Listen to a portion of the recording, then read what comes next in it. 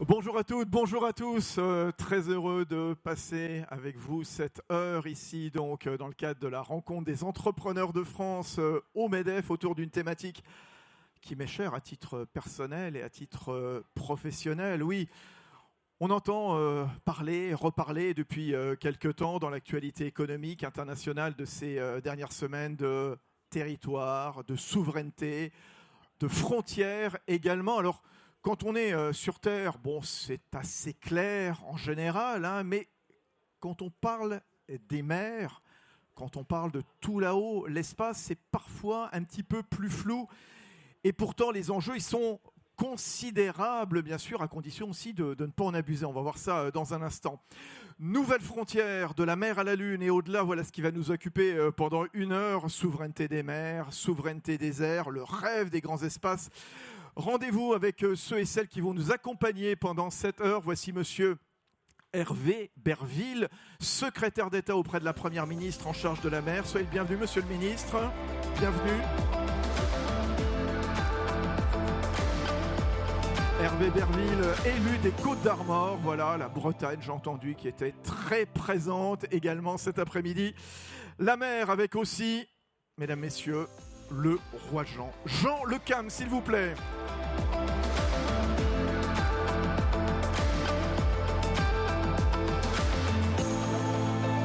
Jean Le Cam, champion du monde, champion de France, 5 Vendée Globe, vainqueur de la Solitaire du Figaro, de la Transat Jacques Vabre, de la Barcelona World Race. On reste sur les mers avec Clarisse Kramer, s'il vous plaît, les skippers Banque Populaire.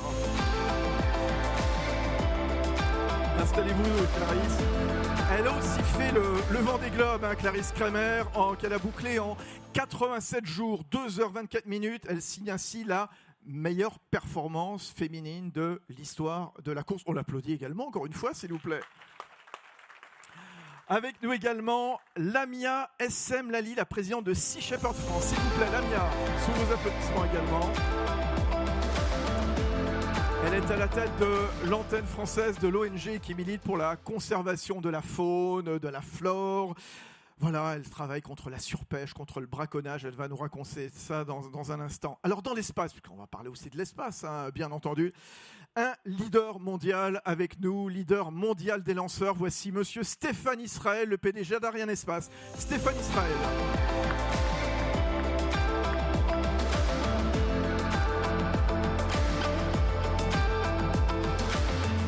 Et dans l'espace, la dernière participante à cette table ronde, Anne-Marie Lagrange, directrice de recherche au CNRS, astrophysicienne à l'Observatoire de Paris, professeure attachée à PSL, membre de l'Académie des sciences. Soyez la bienvenue, madame. Installez à côté de Jean Le Cam. Et vos travaux portent sur les exoplanètes, les systèmes extrascolaires, donc c'est toutes ces nouvelles planètes. Soyez les bienvenus. Soyez les bienvenus également. Merci d'être aussi nombreux, d'avoir rejoint FISA, donc après l'intervention du ministre Bruno Le Maire, donc ici. Tiens, deux petites questions que je vais poser, et puis après on rentrera dans les débats. Monsieur le ministre, monsieur Stéphane Israël, petite question toute simple. À qui ça appartient, la mer? À qui ça appartient, l'espace? Hervé Berville, la France notamment, qui a un énorme domaine maritime. Merci beaucoup. D'abord, vous dire tout le plaisir que j'ai à participer à cette table ronde et je voulais vraiment remercier tous les organisateurs et puis cette belle réunion des entrepreneurs de France de se venir ici avec un magnifique soleil breton. On y est peut-être pour quelque chose, les quelques-uns qui sont présents ici quand on parle de la mer. Et vous dire que c'est important aussi d'avoir au cœur des enjeux économiques, écologiques bien évidemment, et de souveraineté, ces enjeux de la mer et de l'espace. Alors peut-être que ça a été trop tard, mais depuis notamment en 2020, on a voulu aussi les mettre, vous disiez que c'était une nouvelle frontière, l'espace et la mer, on a essayé d'en faire aussi une nouvelle frontière gouvernementale. Et donc c'est pour ça qu'il y a eu la création d'un ministère de la mer, c'est pour ça, et je vois ici des hauts gradés de nos forces armées, qu'il y a le ministère bien évidemment des forces armées avec la partie air et espace qui a été rajoutée pour bien prendre en compte ces enjeux. Et donc les enjeux de mer, des océans sont vraiment au cœur de deux enjeux, l'urgence écologique et la souveraineté économique. Et donc, on va y revenir. Alors, à qui ça appartient, la mer? À qui ça appartient? Alors d'abord, je crois, et on le voit ici, ça appartient à peut-être un peu plus que dans d'autres espaces, à des explorateurs, à des rêveurs, à des entrepreneurs, et c'est pour ça que c'est important d'être ici aujourd'hui. Et surtout, je crois que c'est un bien commun de l'humanité. Et donc, on a eu l'occasion ici de le dire, c'est pas simplement un grand mot, c'est aussi un combat qu'on doit porter. Et j'étais par exemple il y a 2 semaines aux Nations Unies pour la question de la protection des océans, notamment la protection de la haute mer, qui représente 65% des océans, pour dire qu'au fond, l'océan appartient à tout le monde. Et de manière très technique, pour terminer, l'océan, au fond, et la mer, c'est une gradation ou un dégradé juridique. Ça appartient d'abord, vous le savez, jusqu'aux 12 000, les eaux territoriales. Ensuite, jusqu'aux 200 000, ce sont les zones économiques exclusives. Et ensuite, c'est la haute mer. Et tout l'enjeu qu'on a aujourd'hui, c'est de faire en sorte, face à l'urgence écologique, et les océans sont un enjeu fondamental pour, bien évidemment, pour faire face à toutes ces questions de la lutte contre le changement climatique, eh bien, c'est d'avoir une régulation, c'est d'avoir une protection. Ouais. Et c'est tout ce qu'on essaye de faire. Et puis, peut-être juste un tout petit mot, parce qu'on parlera tout à l'heure de l'espace. C'est la mer aussi. Ça appartient, je le disais, aux rêveurs, parce que c'est aussi un endroit où on peut voler. Et on le voit aussi avec maintenant les foils. Donc il n'y a pas que dans l'espace, il n'y a pas que dans les airs où on peut voler. Donc c'est un espace de rêve, d'horizon, de défi, de pollution, de lutte. Et c'est ça qu'on va essayer de discuter, je le crois, dans les prochaines minutes. En tout cas, Hervé Berville, vous avez, vous, la chance au sein du gouvernement d'être à la tête de 11 millions de kilomètres carrés. Exactement. Voilà, c'est pas n'importe quel ministre qui peut revendiquer ça, justement, avec voilà, 2e territoire maritime dans le monde. On a 5000 kilomètres de frontières avec l'Australie. Voilà, c'est les plus grandes frontières qu'on a la France. Stéphane Israël, ça appartient à qui l'espace? Vous qui envoyez tout là-haut des satellites avec vos lanceurs. Alors, d'abord, j'aime bien la réponse du ministre de dire que d'une certaine manière, la mer comme l'espace appartiennent à ceux qui y vont et aux explorateurs. Donc ça, c'est une vision de conquête positive. Si on rentre ensuite dans le droit, s'agissant de l'espace, fondamentalement, il y a un principe qui est que l'espace appartient à tous, en tous les cas, qu'aucun État ne peut s'approprier ce qu'on appelle des corps célestes, donc des planètes ou des astéroïdes ou que sais-je. C'est un traité de 1967 qui est absolument fondateur. Donc quand par exemple Armstrong et Buzz Aldrin mettent un pied sur la Lune, qui plantent un drapeau américain, pour la symbolique c'est vrai, mais la Lune n'appartient pas aux Américains. La Lune appartient à tous ceux qui pourront y aller. Ensuite, il y a un deuxième niveau, quand vous avez des satellites à envoyer. Et là, les choses sont quand même beaucoup plus réglementées. Alors, les satellites, ils vont être soit à 36 000 km, c'est ce qu'on appelle des satellites géostationnaires. Et là, il y a ce qu'on appelle des positions orbitales. Et donc, il y a une instance à Genève, qui dépend des Nations Unies, qui va attribuer des positions orbitales. Alors, vous êtes un opérateur de satellite comme Eutelsat, vous avez des positions orbitales, c'est vrai des autres opérateurs. Donc là, il y a quand même une logique de propriété temporaire, parce que ce n'est pas à vous pour toujours, mais pendant quelques années, vous avez le droit de l'occuper. Quand vous allez beaucoup plus proche de la Terre, et c'est ce qui fait l'actualité, il y a 3000 satellites de M. Musk en orbite au-dessus de nos têtes, il y en aura bientôt de Jeff Bezos qu'on va lancer. Là, c'est beaucoup plus flou. En réalité, n'importe qui a le droit d'y aller, mais vous allez retrouver des instances de régulation, parce qu'il faut aussi des fréquences, et en fonction de là où vous êtes, l'endroit où, le moment où vous avez fait votre demande, là aussi à l'ITU, vous allez avoir des fréquences plus ou moins bonnes. Mais l'idée à retenir, c'est que là, on commence à rentrer dans une zone un peu de non-droit, et il ne faudrait pas que ça devienne un Far West, premier arrivé, premier servi, premier à avoir des droits. Et dernier point, je m'arrêterai après, il y a eu des débuts de législation aux États-Unis et au Luxembourg pour dire si vous êtes un entrepreneur, que vous voulez aller chercher des ressources minières dans l'espace, vous avez un droit d'accéder à ces ressources et donc une forme de privatisation de l'espace. Donc en synthèse, il y a 3 niveaux. Personne ne peut s'approprier les planètes. Les satellites de télécom, ils ont besoin de fréquences et donc il y a une instance à Genève qui est chargée de les attribuer. Et puis si un jour il y a de l'exploitation des ressources spatiales, il y a des États qui ont commencé à dire ça appartiendra à celui qui exploite cette ressource. On va aller sur les mers. Hervé Berville, reprenez le micro s'il vous plaît, monsieur le ministre. Puisqu'on est au MEDEF, qui représente toutes ces belles entreprises qui font l'excellence française, est-ce qu'on peut parler de maritimisation de l'espace maritime? C'est important la mer pour le développement de l'économie. Bien évidemment.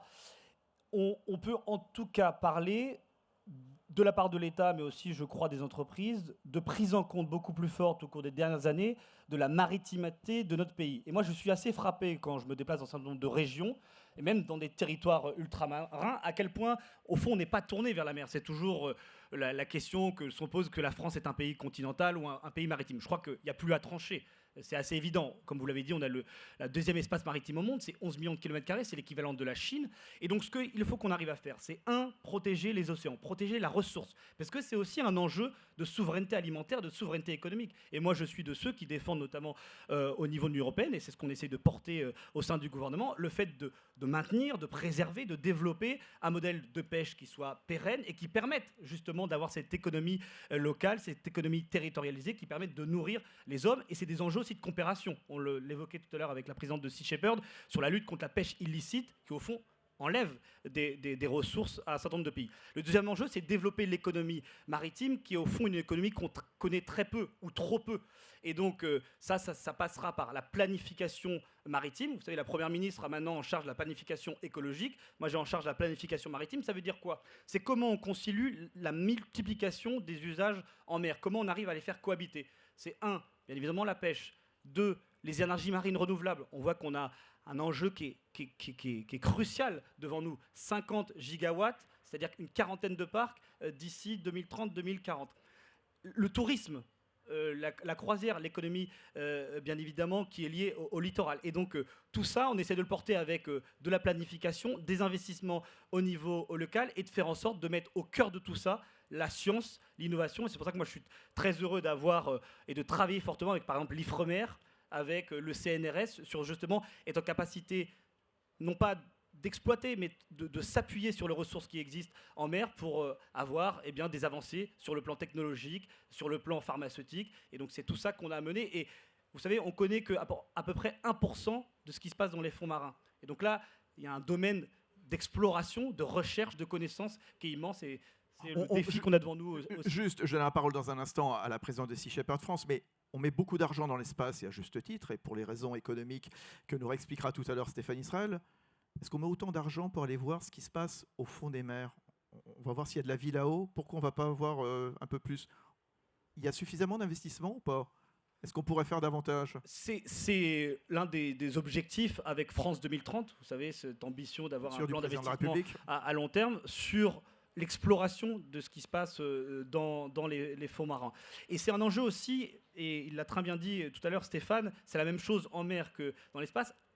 La haute mer notamment ne peut pas être une jungle. Or on voit bien comme on a une course à l'espace, on a une course à la mer, avec un certain nombre d'États qui ne veulent pas de régulation. Et donc nous, le combat qu'on doit porter, c'est un traité des Nations Unies sur la protection de la haute mer, c'est-à-dire pour avoir des règles communes, un code qui permette de le faire en protégeant aussi l'avenir de notre planète, en protégeant les générations futures. Donc des investissements, oui, supplémentaires, une régulation, une protection et une composante, une maritimité française qui doit être importante dans ce combat international. On va revenir tout à l'heure sur la protection de la haute mer. C'est au sein du combat des Nations Unies que vous portez notamment, vous, le gouvernement français.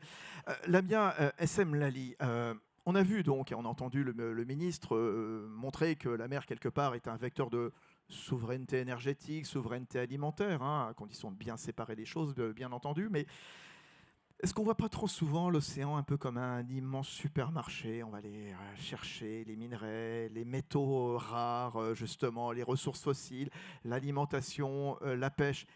Il y a une approche prédatrice trop souvent vis-à-vis des océans?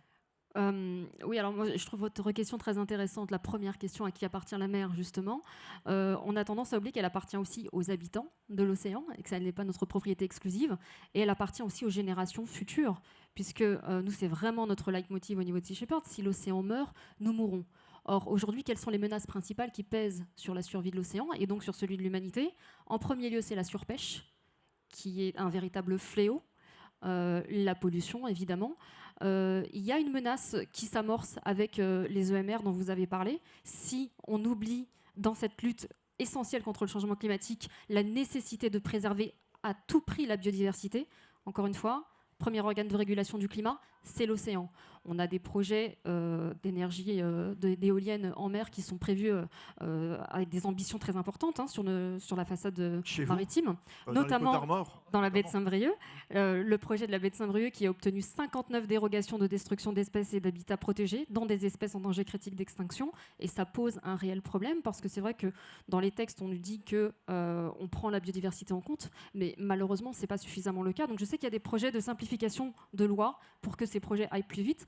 Nous, on n'est pas forcément contre une simplification. Par contre, par contre, la condition sine qua non, si on ne veut pas aller dans le mur, si on ne veut pas faire fausse route, c'est de remettre la préservation de la biodiversité comme critère prioritaire sur les lieux dans lesquels sont autorisés ces parcs. Implantations. Parce qu'aujourd'hui, ils sont autorisés dans les aires marines protégées, au cœur des aires marines protégées, au cœur des zones Natura 2000 et des parcs marins. Et donc, on a tendance un peu à oublier la biodiversité pour lutter contre le changement climatique. Vous parliez de la surpêche. Qui est responsable de la surpêche? On pense toujours aux navires-usines venus de Chine, du Japon. Mais chez nous, est-ce qu'il faut un peu balayer devant notre porte ou pas? Oui, parce qu'en fait, on n'est pas très bon, nous, en France, sur la question du contrôle des pêches, Même en France notamment. On est quand même un pays dont les engins de pêche tuent en moyenne 10 000 dauphins chaque année, parce qu'on a des pêches pas sélectives. Donc, en fait, il y a une nécessité de transparence au niveau de la pêche. Ça, c'est fondamental. On parlait de patrimoine commun. Effectivement, l'océan est un patrimoine commun qui est exploité par un secteur privé qui est celui de la pêche.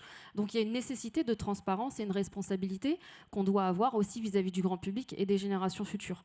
Donc après, la surpêche, c'est une problématique qui est globale. Nous, effectivement, on travaille énormément en Afrique de l'Ouest, notamment dans le golfe de Guinée, où la surpêche est un véritable fléau.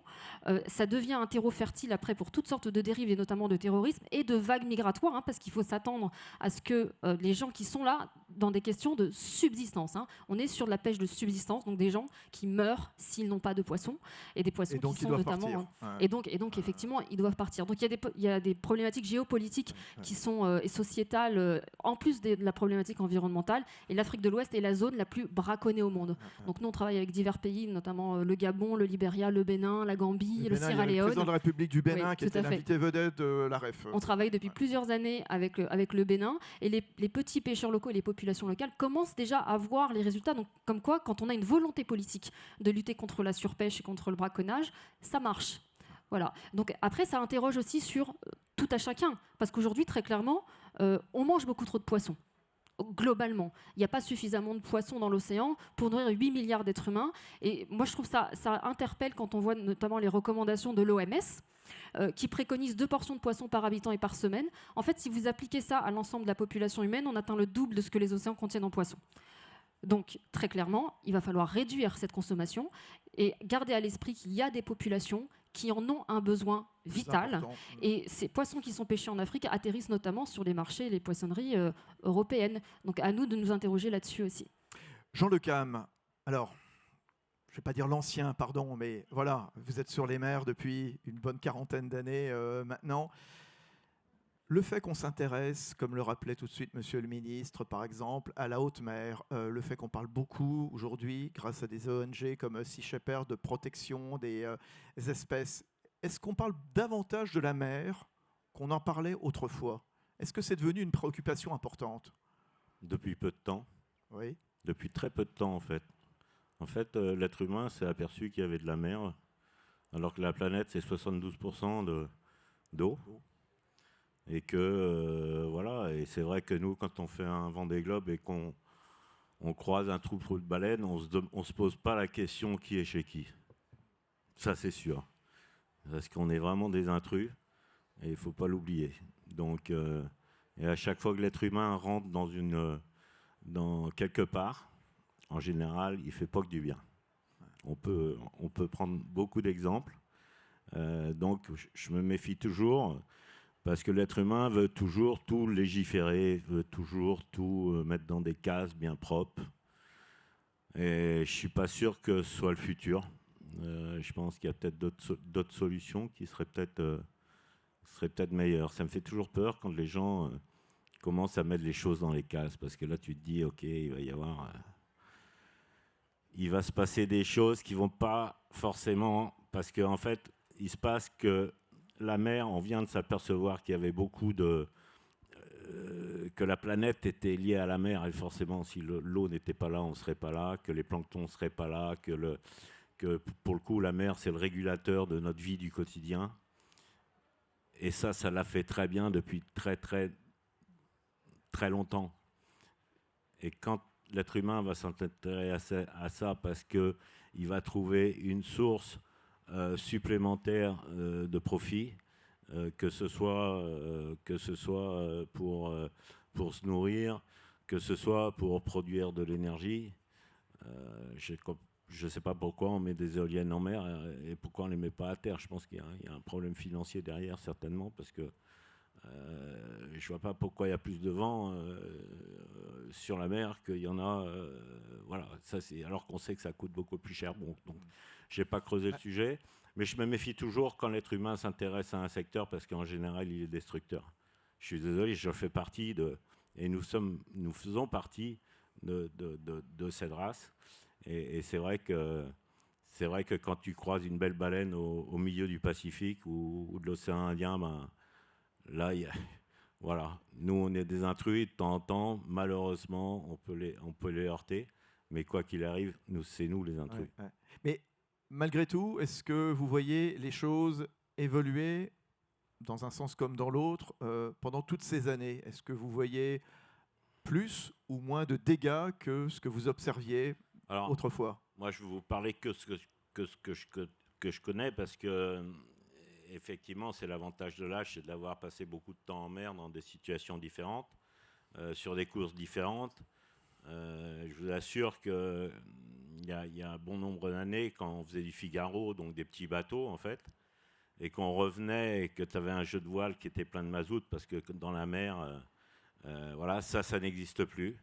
Les boulettes de gasoil sur la plage, ça n'existe plus. Pourquoi, Jean Le Cam? Ça n'existe plus parce qu'il y a un rôle essentiel et que doit avoir d'ailleurs tout ce qu'on est, nous, le gouvernement et tout à chacun, c'est l'éducation. Et l'éducation qui a été faite il y a bon nombre d'années maintenant, parce que ça c'est vrai que de tout ce qui est pollution, etc., a eu des faits réels.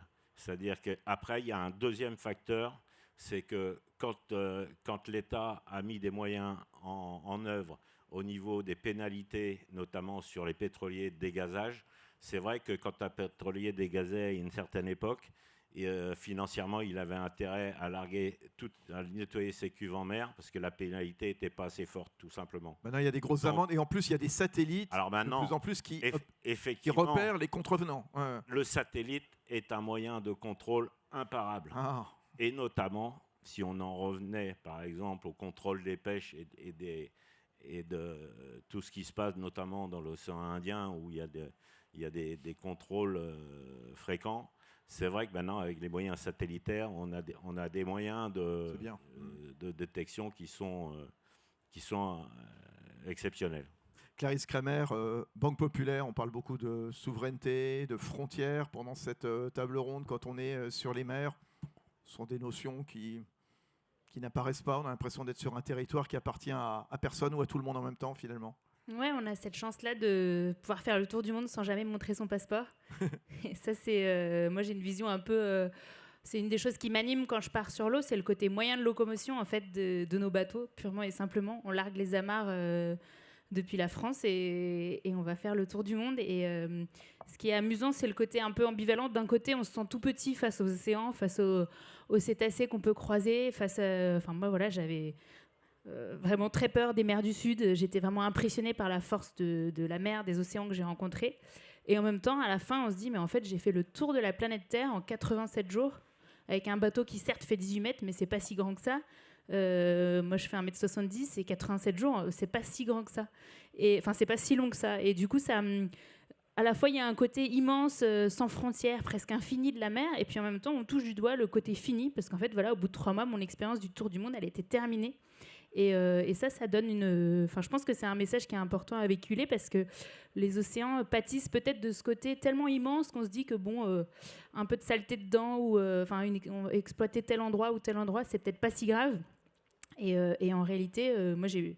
Voilà, c'est le côté un peu paradoxal à la fois de constater la force absolue et sublime des océans et en même temps constater la finitude de cet espace.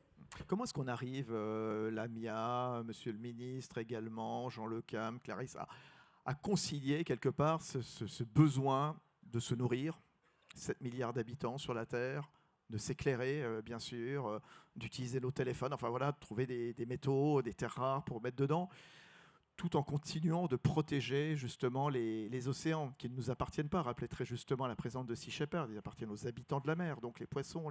Voilà. Comment est-ce qu'on arrive à concilier? Parce qu'on a besoin quand même de nourrir, mais en même temps, Voilà, qu'est-ce qu'on fait? Est-ce qu'on est... Alors, allez-y, monsieur le ministre ou Damien. Allez-y. Je pense qu'effectivement, il y a quand même un prix à payer à la démographie qu'on atteint, donc 8 milliards d'êtres humains. Donc il y a une équation qui est insoluble, c'est qu'on est trop nombreux aujourd'hui, par exemple, pour manger du poisson comme on le fait. Pour la question énergétique, c'est pareil, il y a quand même la question de la sobriété qui est très importante et qui n'est pas suffisamment mise en avant. Ça suffira sans doute pas, mais je pense qu'en fait, il faut réorienter aussi les priorités et les pistes de recherche. C'est-à-dire que voilà, on est capable aujourd'hui d'aller dans l'espace, on est capable de faire des choses extraordinaires. Je pense qu'il faut peut-être réajuster la feuille de route en fonction d'une vision du monde différente. C'est-à-dire qu'on parle beaucoup de ressources, de gisements. C'est un monde vivant, c'est un milieu vivant dont nous dépendons tous. Donc, revoir un peu le curseur et... voilà, on est une espèce qui est quand même très ingénieuse. On est capable. Qu'est-ce que vous auriez envie de suggérer, de conseiller, de recommander aux représentants du gouvernement qui se trouvent ici, aux membres du gouvernement? Je pense déjà qu'il y a vraiment une connexion à refaire. On parle, encore une fois, d'un milieu qui est vivant. Moi, je cite souvent Éric Tabarly, notamment fameux navigateur français, parce qu'il disait, pour les Français, l'océan, c'est ce qu'ils ont dans le dos quand ils étalent leur serviette de bain sur la plage. Et en fait, on n'a pas le droit, quand on est français, française, quand on est citoyen ou citoyenne de la deuxième plus grande nation maritime au monde, nous sommes le seul pays à être présent sur tous les océans de la planète, on n'a pas le droit d'être aussi déconnecté, c'est pas possible. Nous, quand on fait des expositions de cadavres de dauphins qu'on retrouve en mer dans les centres-villes, pour alerter le grand public, même dans des villes côtières comme La Rochelle, on a des gens qui nous disent « mais on n'a pas de dauphins en France, de quoi vous nous parlez ?» C'est catastrophique, parce qu'on ne peut pas porter le deuil d'une espèce dont on ignore l'existence. On a une responsabilité colossale. Monsieur le ministre, effectivement, vous avez 11 millions de kilomètres carrés.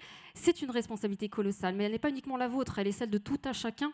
Et donc, je pense que ça commence par là, changer de vision déjà. L'océan n'est pas un garde-manger, nous ne sommes pas des gestionnaires, nous dépendons de ce milieu vivant, et donc à nous de changer aussi notre approche et notre connexion. Donc mettre un peu déjà de pragmatisme, parce que très clairement, si on a une vision purement utilitariste, sans la biodiversité marine, nous mourrons tous. Donc soyons voilà, là-dedans, mais aussi la vision onirique, homme libre, toujours tu chériras la mer. Quand on entend nos amis navigateurs parler, moi c'est ce que je ressens aussi quand on est en mission. J'ai eu la chance ou la malchance d'aller en Antarctique dans le cadre des campagnes anti-chasse baleinière de Sea Shepherd. C'est des choses qui vous connectent au monde vivant, c'est des choses qui vous changent à tout jamais. Et effectivement, on n'est pas nombreux à toucher ça du doigt. Mais à nous aussi d'essayer de le transmettre le mieux possible pour que les gens, le commun des mortels, en fait, tout le monde puisse se reconnecter à ça. Sinon, on n'y arrivera pas. Sinon, on mourra avec l'océan. Hervé Berville, s'il vous plaît. Non, sur le sujet, d'abord, le premier, c'est...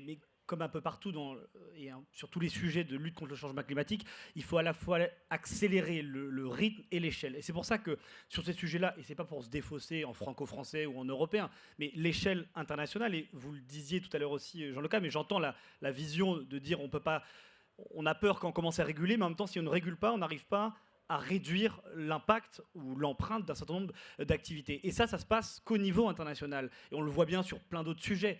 La COP21, nous, cette année, on a fait de la question des océans, de la protection des océans, avec le One Ocean Summit à Brest, c'est en Bretagne, très bien.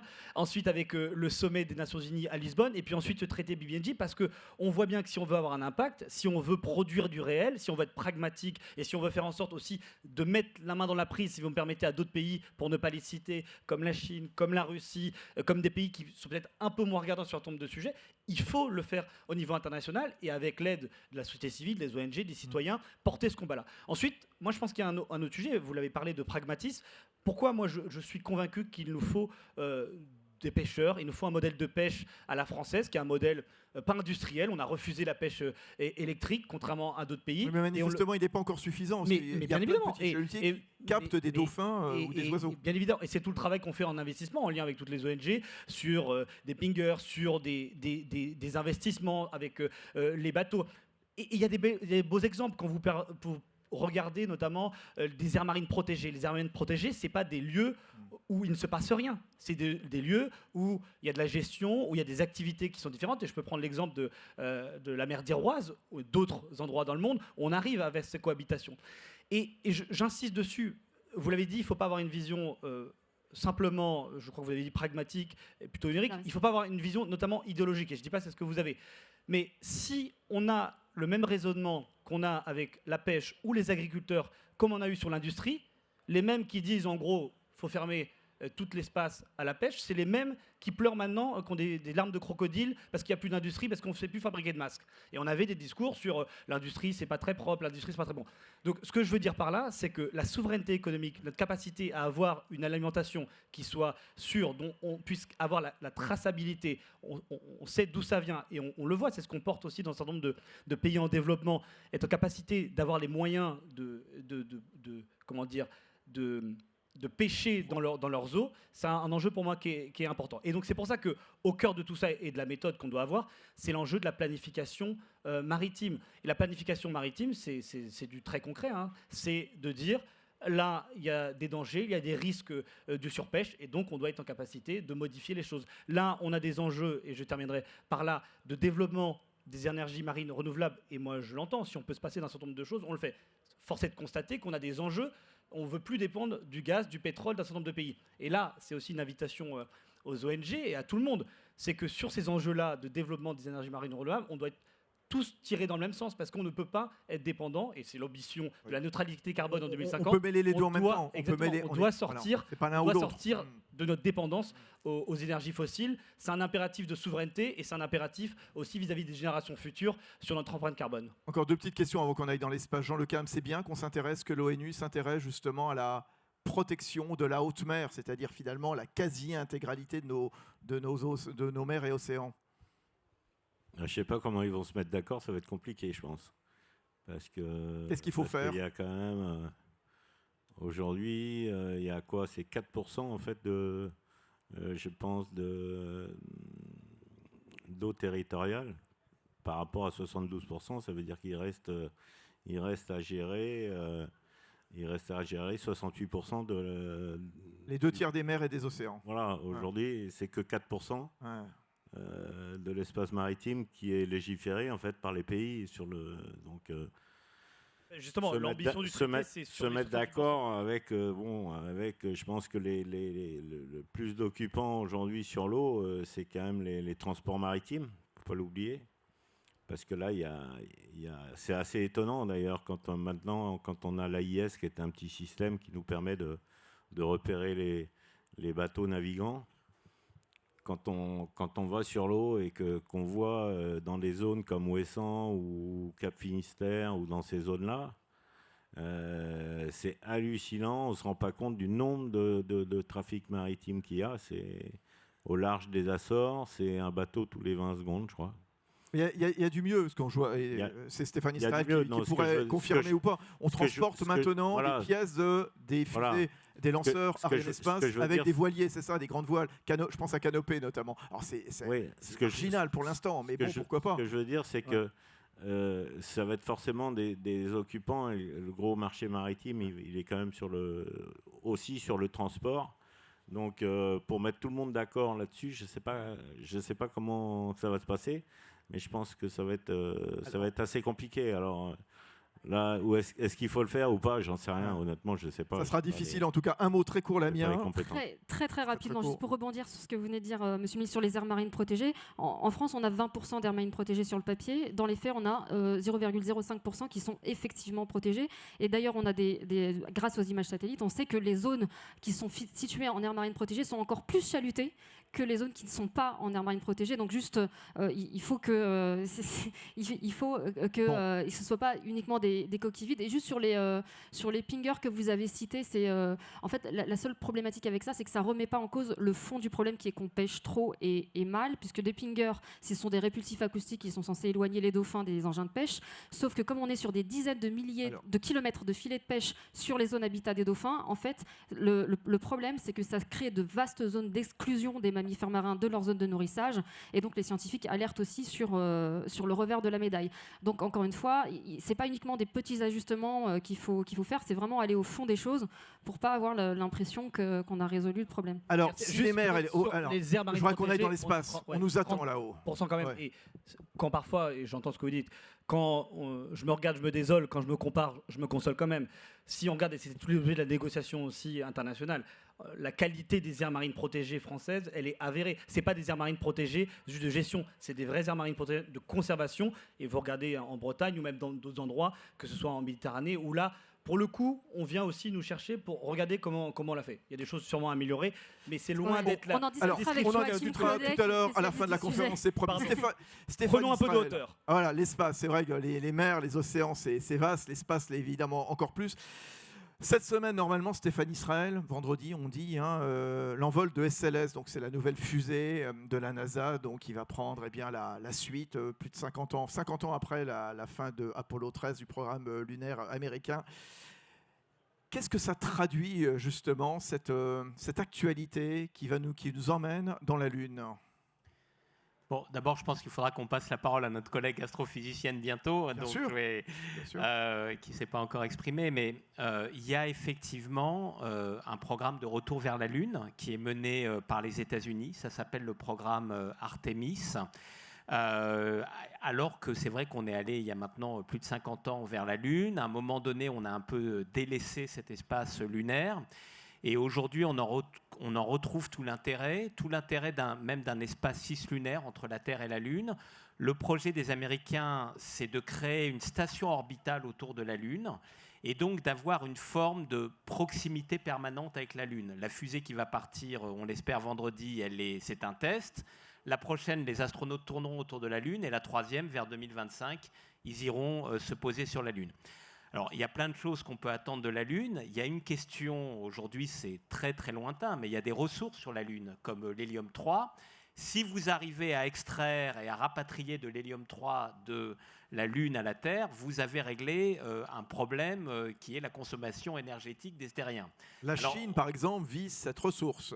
Oui, alors la Chine vise cela, mais pour le moment, faut être honnête, on en est très très très loin, mais je trouve que par rapport aux préoccupations qui sont les nôtres de préservation de la Terre, de préservation de nos ressources, on a là un champ couvre l'espace absolument prodigieux et j'espère vraiment qu'un jour, on arrivera à ramener, par exemple, de l'hélium-3 et ça sera vraiment une révolution. Et pardon, Stéphane Israël, à qui appartiendraient les ressources on irait chercher là-haut. Si les Chinois vont le chercher, c'est aux Chinois. Si les Américains, c'est quoi ? Oui, pour le coup, c'est celui qui sera capable de le faire. Mais ce sont des projets qui seront tellement coûteux qu'il y aura des formes de coopération internationale. Mais oui, pour le coup, ça sera celui qui sera capable de ramener, par exemple, l'hélium-3. Oui. Oui, alors justement, tiens, Marie Lagrange, on parle des frontières de l'espace.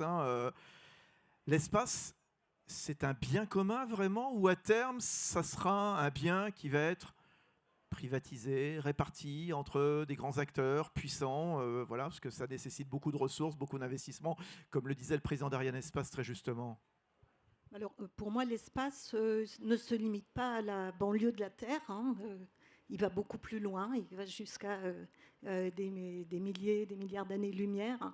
Donc, il est pour moi complètement vain et insensé, je dirais, de vouloir dire l'espace est à telle ou telle personne. Il s'agit évidemment des étoiles, des galaxies auxquelles parfois on vend des étoiles à des gens, mais c'est aberrant, c'est complètement aberrant.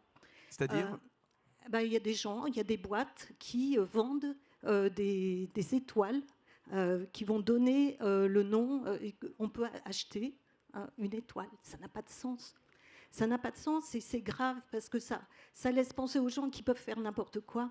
Et après, ils font aussi n'importe quoi sur Terre. Ensuite, en ce qui concerne l'espace, quand je pense à l'espace qui est proche de nous, celui dont on vient de parler à l'instant, moi je préfère penser que Musk, qui met sa constellation de satellites, il est au mieux locataire d'une partie de l'espace à 500 km de hauteur, d'altitude, mais qu'en aucune façon il n'en est propriétaire. Et je pense qu'il faut, aujourd'hui, il y a quelque temps, on nous a parlé de la fin de l'abondance. Et je voudrais revenir justement sur les fameuses constellations que Elon Musk est en train d'installer. On a aujourd'hui 2000 satellites à peu près d'Elon Musk. Il veut en mettre 40 000. Donc en basse orbite. Qu'est-ce qui l'en empêcherait de le faire ? Mais il va le faire, mais il faut réfléchir à quelque chose quand même. À quoi ça sert ? Ça sert à diminuer les temps de latence, le temps qu'il faut pour les connexions Internet, hein, par rapport aux orbites géostationnaires dont vous parliez. Moi, je crois qu'aujourd'hui, il faut qu'on se demande de quoi on a besoin. A-t-on besoin d'avoir des capacités de streaming complètement invraisemblables, d'avoir des capacités de jeux vidéo par rapport à ce que ça coûte à l'humanité? Oui, mais pardon, Anne-Marie Lagrange, je suis totalement d'accord avec vous, mais là on revient sur la question de la responsabilisation dont nous parlait tout à l'heure Lamia, au nom de Sea Shepherd. Vous allez demander aux jeunes français, chinois, japonais, américains de restreindre leurs tablettes, de restreindre leurs consoles, parce que pour pas foutre le bordel là-haut dans l'espace? Écoutez, les jeunes, je pense, sont assez moteurs pour nous demander de voyager moins, de prendre moins l'avion, de prendre moins le train. Donc pourquoi eux aussi ne contribueraient-ils pas? Stéphane Israël, vous vouliez réagir sur ce que disait Anne-Marie Lagrange? Non, mais je pense que c'est fondamental. Je crois qu'il y a deux sujets. Il y a d'abord le sujet fondamental, c'est que normalement, l'espace sert quand même à mieux vivre sur Terre et dans les mers. Et il y a vraiment un usage environnemental de l'espace. Les satellites d'observation, il y a un grand programme européen qui s'appelle Copernicus. C'est un programme dédié à l'environnement. Vous allez mieux comprendre l'évolution des océans, du couvert terrestre. Vous allez même surveiller des émissions de CO2 ou de méthane. Grâce à ces satellites, il y a la moitié des variables climatiques des essentielles. Navires qui dégazent, comme le disait Jean tout à l'heure. La moitié des variables climatiques essentielles qui ne sont observables que depuis l'espace. Il y a de plus en plus de satellites qui permettent de repérer la piraterie en mer. Donc ça, c'est la première chose qu'il faut redire, c'est qu'il y a un usage fondamental de l'espace qui est dédié à la Terre, aux terriens et à l'environnement. Et après, la question que vous posez, elle est fondamentale. Il y a aujourd'hui un phénomène de colonisation de l'orbite basse, cette orbite qui est entre 500 et 1500 km de la Terre, et qui pose des questions très importantes.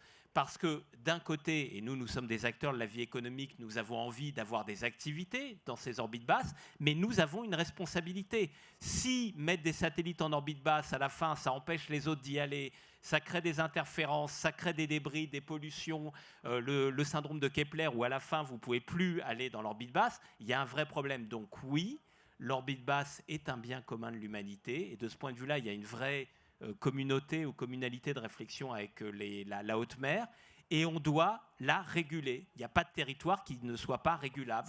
On doit la réguler. Ça voudrait dire quoi, par exemple, Anne-Marie Lagrange? On pourrait envisager pour l'espace une sorte de statut comme les terres antarctiques et australes, par exemple. Voilà. Oui, ou comme les eaux internationales, pardon. Et je voudrais revenir sur ce que vous venez de dire.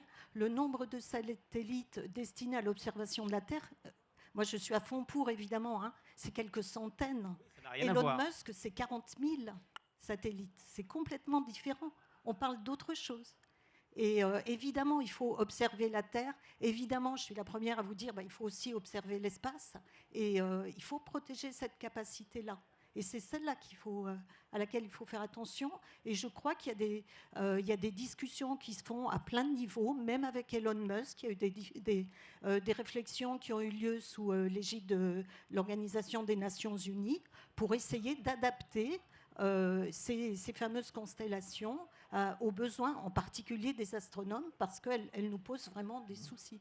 Stéphane Israël, on a vu tout à l'heure le volet exploration, justement, dont vous nous parliez, peut-être aller chercher des ressources tout là-haut sur la Lune.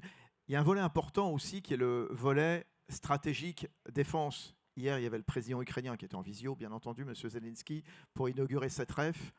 Est-ce qu'on peut dire quelque part qu'il doit remercier le fait qu'il y ait des satellites là-haut? En tout cas, l'impression qu'on a, c'est qu'il est doté de bons moyens satellitaires parce qu'on a plutôt l'impression qu'il a souvent un coup d'avance par rapport aux gens qui sont venus chez lui. Donc oui, je crois que par un certain nombre de coopérations, mais je ne suis absolument pas dans les secrets, l'Ukraine aujourd'hui détient ici des renseignements extrêmement précieux dans sa guerre contre une invasion et pour l'intégrité de son territoire. Bon, clairement, ce n'est pas des satellites ukrainiens, c'est des satellites américains, occidentaux qui l'aident. On peut l'imaginer. On peut imaginer. Je peux l'imaginer, oui. C'est un espace. On reviendra, je vous poserai une question tout à l'heure, Hervé Berville, à propos des mers. Hein, voilà. Enjeu stratégique, bien sûr. On voit un réarmement total. Est-ce qu'on a vu souvent, on a connu pour les plus anciens. Cette bataille USA, URSS, on voit maintenant la Chine, on voit maintenant le Japon, on voit une soixantaine de pays qui ont des velléités. Est-ce qu'un jour, il y aura tout là-haut une guerre stratosphérique? Est-ce que ça sera un territoire de conflit? C'est d'ores et déjà un territoire géostratégique. Comme vous le rappeliez, ce qu'on appelle l'armée de l'air s'appelle maintenant l'armée de l'air et de l'espace. Et la composante spatiale est devenue une composante à part entière de nos armées. Et on peut, depuis l'espace, communiquer, on peut observer. Il peut y avoir une vulnérabilité des satellites. Peu de temps avant d'envahir l'Ukraine, les Russes ont fait une petite démonstration qu'ils pouvaient shooter un satellite. Les Indiens et les Chinois l'avaient fait avant eux, donc depuis la Terre. Donc ce qu'on appelle la guerre des étoiles peut exister. Ce sont des infrastructures très vulnérables et qui sont absolument essentielles à notre vie quotidienne. Donc oui, la réponse à l'évidence, c'est oui. Et c'est pour ça qu'on a besoin d'investir dans l'espace, à la fois pour des raisons stratégiques, mais aussi pour tout ce que l'espace peut apporter à l'environnement. Et cette notion de la régulation de l'espace est vraiment urgente, importante. Et nous sommes militants d'un espace durable. En anglais, on dit « sustainable space ». D'autant, Stéphane Israël, que pour envoyer maintenant des lanceurs, les prix ont totalement chuté. On a parlé de ces nouveaux acteurs, en tout cas de Marie Lagrange faisait allusion, enfin citait nommément Elon Musk. On voit, votre slogan, c'est « Nous créons le futur de l'accès à l'espace ». On voit les prix qui baissent, on voit des nouveaux lanceurs, beaucoup plus modulaires. Tiens, le Ariane 6 qui va arriver quelque part. On voit ces nouveaux satellites qui sont moins gourmands, des nanosatellites. J'ai envie de dire, pourquoi on se priverait quelque part d'envoyer des satellites tout là-haut? Non, mais il n'y a pas à se priver. Simplement, effectivement, il y a des règles dans l'espace. On l'a dit pour l'orbite géostationnaire, il y a des positions orbitales. Et il faut s'assurer à un moment où l'orbite basse est un lieu nouveau d'activité spatiale. Auparavant, c'était essentiellement dédié à l'environnement, à l'observation. Donc, vous aviez des dizaines ou des centaines de satellites. Et aujourd'hui, s'agissant de M. Musk, 3000 satellites en orbite au-dessus de vos têtes lui appartiennent. Ça veut dire que quasiment les 2/3 des satellites opérationnels appartiennent à un homme, M. Musk. Ça pose quelques petites questions, sans être son concurrent. Je pense qu'en étant juste un citoyen, on peut s'interroger sur ce qui est en train de se passer. Et il faut juste s'assurer que l'orbite basse, qui peut rendre de grands services à la Terre, et c'est vrai que l'orbite basse va permettre de connecter de plus en plus de terriens. C'est une solution qui peut coûter moins cher que la fibre pour beaucoup de territoires. C'est utile aussi quand on navigue, aussi l'orbite moyenne quand on navigue sur les mers. Mais il doit y avoir un code de l'espace, comme il y a un code de la route, comme il y a un code de la mer. Et aujourd'hui, il y a un petit côté en orbite basse, première arrivée, premier servi, qui pose des problèmes, qui en pose déjà aux astronomes et qui va aussi en poser aux autres acteurs qui ont besoin eux aussi de pouvoir y aller. Jean Le Cam, Clarisse Kremer, Jean Le Cam, racontez-nous ce que vous apporte au quotidien dans votre vie de navigateur, dans votre vie de sportif, justement, ces satellites. Comment on faisait autrefois, au fait, Jean Le Cam? Bon, moi, je suis pas né d'hier, mais j'ai jamais connu, en fait, le sextant. Vous avez remarqué que je suis pas allé jusque-là non plus. Non, je ne vais pas vous offenser non plus. Ça vous donne une idée de la vie. Le satellite est présent depuis tout le temps. Nous, on avait, en 81, quand j'avais fait le tour du monde, on avait ça s'appelait un SatNav, un point toutes les 4 heures. Attendez, un point toutes les 4 heures? Oui, c'était déjà énorme. Ouais.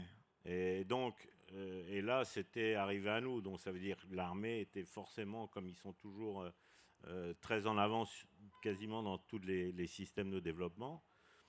Mais aujourd'hui, le GPS, etc., que tout le monde a dans son téléphone, dans sa voiture, mais ça date d'hier, quoi. Ça date d'il y a 25 ans, 30 ans. Et donc, c'est hyper récent. Donc, ce développement-là, nous, c'est notre quotidien, le satellite, puisqu'on a 2 modes de connexion, qui sont les satellites, on va dire, géostationnaires.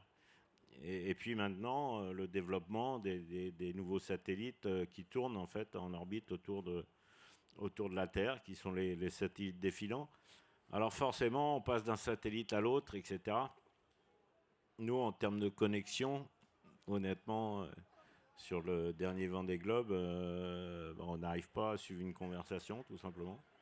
Et on a été obligé de reprendre les anciens systèmes de géostationnaire. Et ça, c'était... voilà, il n'y a que quand le président de la République nous a appelé que ça n'a pas déconnecté. C'est vraiment un hasard. C'est bizarre. Mais c'est clair. Il se fait aussi que si le satellite n'était pas là, Kevin Escoffier serait mort. Ah oui, bien sûr. Ça, c'est sûr. Ah, bien sûr. Donc, en termes de sécurité, pour nous, je pense que le satellite est quelque chose d'essentiel.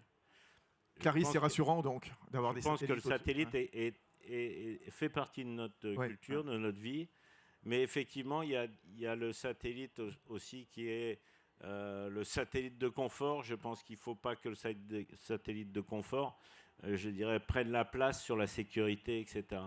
Parce qu'effectivement, si les 40 000 deviennent 2 millions de satellites, je ne sais pas, dans les prochaines années, et qu'il y a des conflits tels que, justement, peut-être les 100 ou 200 satellites essentiels qui sont vraiment vitales ne puissent plus fonctionner, je pense qu'il y a des priorités.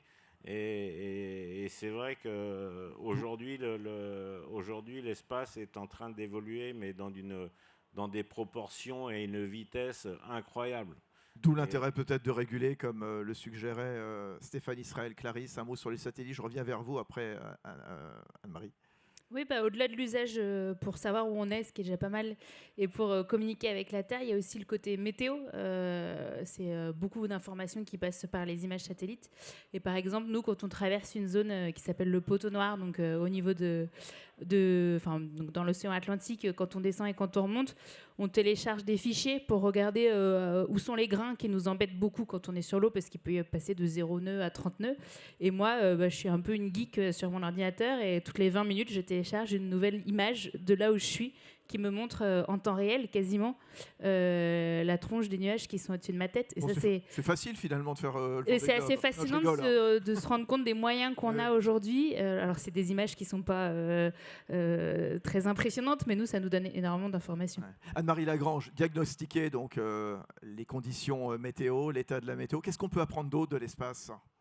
On peut apprendre tout ce que vous voulez savoir sur l'astronomie, sur qu'est-ce qu'on fait au final, la Terre, comment elle s'est formée, d'où on vient, est-ce qu'il y a d'autres vies ailleurs, quelle est peut-être quelque part quand même, qu'est-ce qu'on fait ici sur Terre, comment on est là, par quel hasard on est là, est-ce qu'il y a d'autres formes de vie ailleurs, comment l'univers a commencé, comment il va évoluer.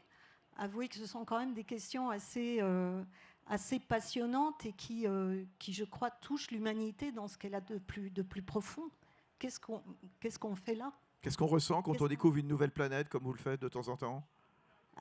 Beaucoup de joie, d'humilité aussi, parce que c'est difficile. Donc, pour moi, quand on a découvert les premières planètes, on a fait les images des premières planètes extrasolaires, c'est se dire qu'on ouvre une voie à la connaissance et à tous ceux qui vont suivre, à tout ce qui va se faire après. Un mot sur les atouts de la France et de l'Europe, justement. Je reprenais Stéphane Israël, Hervé Berville. Quelle carte, nous, on a joué, que ce soit sur les mers ou que ce soit dans l'espace, la France et l'Europe, par rapport aux géants qui sont tout autour, les États-Unis, la Chine, les acteurs privés aussi, les Elon Musk, les Jeff Bezos. Stéphane Israël. S'agissant de l'espace, la France a de très belles industries spatiales, à la fois du côté des satellites et des fusées. En Europe, l'industrie spatiale est quasiment à 50% en France. C'est le résultat quand même de ce qu'on appelait les grandes politiques gaulliennes des années 60, qui ont été poursuivies. C'est quand même une qualité de la France, quels que soient les gouvernements. On n'a pas perdu le cap, et je crois que c'est important de ne pas perdre le cap. Donc, on a des grands champions dans le domaine spatial. En termes de puissance spatiale européenne, l'Europe est aujourd'hui la 3e puissance après les États-Unis et la Chine. Mais ce qui se passe en Chine en termes d'investissement est extrêmement impressionnant. C'est quoi le delta Entre les Américains et les Européens, grosso modo, c'est x5. Les Américains, c'est à peu près 60 milliards de dollars et les Européens, c'est à peu près 12 milliards d'euros. Maintenant, le dollar est à la parité, donc c'est x5. Facile, ouais. C'est x5, mais parfois, avec des moyens plus limités, on fait mieux. Et notamment en matière d'observation, qui a pas mal été délaissée par les Américains, il n'y a pas l'équivalent du programme Copernicus aux États-Unis pour observer les évolutions environnementales. Mais donc voilà, on a des atouts, on est fort en matière spatiale, mais c'est certain qu'aux États-Unis, le mélange de mobilisation publique à travers la NASA, à travers l'US Air Force et de mobilisation privée avec les nouveaux acteurs comme Musk nous pose quelques défis. Donc il faut réagir, on réagit, mais c'est un moment où ça secoue un petit peu dans l'espace, oui. Et sur les mers, Hervé Berville? D'abord, sur les mers, on a le deuxième espace maritime au monde, donc on a une présence partout. Je pense qu'aussi on a une vision, une stratégie. Le président de la République a eu l'occasion de le développer plusieurs fois, avec notamment en ce qui concerne la conflictualisation aussi des relations internationales, notamment dans le Pacifique, avec ses stratégies indo-pacifiques. Et donc on essaye aussi, et ça c'est tout l'enjeu qu'on va essayer de porter au sein de l'Union européenne, que l'Union européenne se pense, se conçoit et se voit comme aussi une puissance maritime. Et donc ça, c'est des atouts qui sont dans notre manche et qu'il s'agit de développer. Donc on a cette stratégie, cette vision. On a une organisation aussi, secrétaire général à la mer, une marine qui est reconnue. On a maintenant un secrétaire d'État qui est rattaché à la Première ministre pour le faire. Et puis, on a, je crois, une ambition qui est la protection des océans et des ressources, qui n'est pas la vision que certains ont de l'océan. Je crois que c'est une vision qu'on doit essayer de faire partager au maximum, qu'on doit porter à l'international. C'est tout l'engagement aussi que l'on a dans les différents sommets. Et la France accueillera en 2025 le sommet des Nations Unies sur la protection des océans, où on va évoquer les questions de pollution maritime, de transport maritime, de lutte contre les pollutions plastiques, la protection en haute mer. Et puis, on a, ce que vous avez dit aussi tout à l'heure, Madame, une formidable recherche scientifique. On a la capacité à pouvoir explorer les fonds. Et parfois, quand je dis ça, certains me regardent en me disant « mais tout de suite, ça va être l'exploitation ». Explorer en haut, ça fait rêver tout le monde. Explorer en bas, ça doit faire rêver tout le monde aussi. Je vous le disais tout à l'heure. C'est une remarque que vous avez remarquée tout à l'heure à la présidente de la Fondation pour la mer. Savez-vous qu'il y a 12 personnes qui sont allées sur la Lune, si je ne m'abuse. Il n'y a que 4 personnes qui sont allées à plus de 10 000 mètres sous le niveau de la mer. Bon, c'est une anomalie. Rien ne l'explique, rien ne le justifie. Et donc, ces investissements qu'on doit faire dans la recherche, à travers des centres de recherche d'excellence qu'on a, le lien entre le secteur privé et le secteur public, en s'appuyant sur, et dans tous les domaines de l'économie maritime, de l'excellence française, CMA, CGM, Ponant, Louis Dreyfus, j'en passe des meilleurs. STX pour les chantiers à Saint-Nazaire. Exactement. Donc on a des géants, on a un auto. Et puis soyons-en fiers. Dernier élément, c'est qu'on a une marine avec un engagement qui a été pris aussi depuis un certain nombre d'années d'augmenter les moyens. Alors ça, c'est intéressant. La loi de programmation militaire, parce qu'on a pris conscience, ou en tout cas, on a voulu accélérer, amplifier le fait que maintenant, les rapports géopolitiques se jouent très souvent en mer. On voit bien avec la Chine la montée. Voilà, on voit un réarmement. On a vu l'an dernier le chiffre des dépenses militaires. J'en parle devant des officiers de la marine qui se trouvent ici, qu'on salue évidemment, qu'on remercie. Les dépenses mondiales d'armement dans le monde. On a franchi les 2000 milliards de dollars. On voit un réarmement. On voit la Chine, bien sûr. La Royal Navy au UK, qui va redevenir la première puissance maritime européenne. On voit chez nous le deuxième porte-avions, les 4 SNLE qui vont être lancés. Exactement. Qui d'ailleurs ont apporté sur le SNLE, il y a eu Thomas Pesquet, le lien aussi avec l'espace. Ouais. La prochaine grande guerre, elle se fera sur les mers. Il y a un réarmement naval aussi important. La mer, intérêt stratégique, Hervé Berville. Complètement. La mer, intérêt stratégique, géoéconomique, géostratégique, et la nécessité pour l'Union européenne, pour la France, de se réarmer en ayant des investissements qui soient pensés sur le long terme, parce que ce sont des investissements, le temps qu'on sorte les différents SNL, les bateaux, etc., ça prend temps, de formation aussi. Et donc, ça veut dire d'attractivité des métiers. Et on a une chance, c'est qu'on a des lycées maritimes un peu partout sur le territoire. On a une réalité, et ça c'est ma contrainte, je vous la partage, c'est de faire en sorte qu'on arrive à amener plus de jeunes dans ces métiers maritimes, parce qu'on a aussi une vision des métiers de la mer qui sont très éloignés de ce qu'est la réalité, et puis aussi on a une nécessité notamment de féminiser et de faire en sorte d'attirer un certain nombre de nos jeunes. Et donc tout ce qu'on va essayer de faire sur l'apprentissage, tout ce qu'on va faire sur le lien entre les régions et l'État, les lycées maritimes et les armateurs, ce qu'on va faire sur qu'il y ait des marins qui puissent être en capacité aussi de faire de la maintenance sur les énergies marines renouvelables avec des nouveaux métiers que je ne pourrais pas vous décrire maintenant, dans 20, 30 ans. Et toute la question aussi de la déconstruction des bateaux, parce que si on va aller dans les objectifs de décarbonation des bateaux, d'investissement dans une nouvelle flotte, il y a l'enjeu de la décarbonation, l'enjeu de l'investissement, les ports de demain. Et donc là, c'est des investissements, ce sont des emplois qui sont par définition pas localisables. Donc vous voyez, je suis très heureux d'être à la tête de ce ministère, parce que c'est des enjeux du boulot. transversaux, territoriaux, européens, internationaux. Mais je pense qu'il est enfin temps, et je pense qu'il y a beaucoup de gens ici qui en avaient bien plus conscience que nous, de la maritimité de notre pays, d'en faire une puissance maritime, de respecter le droit international parce que c'est important, de protéger la ressource. C'est ce que je crois qu'on doit aux générations actuelles et aux générations futures. Eh bien, mesdames, messieurs, on va faire un tonnerre d'applaudissements pour Lamia Essemlali avec nous, Sea Shepherd, Clarisse Kremer, Hervé Berville, le secrétaire d'État à la mer, Stéphane Israël, PDG d'Ariane Espace, Jean Lecam et l'astrophysicienne Anne-Marie Lagrange. Merci à tous les 6. Merci, mesdames, messieurs, de nous avoir suivis. Puis il y a d'autres conférences, évidemment, jusqu'à la fin de la journée pour cette deuxième et dernière journée de la REF. À bientôt.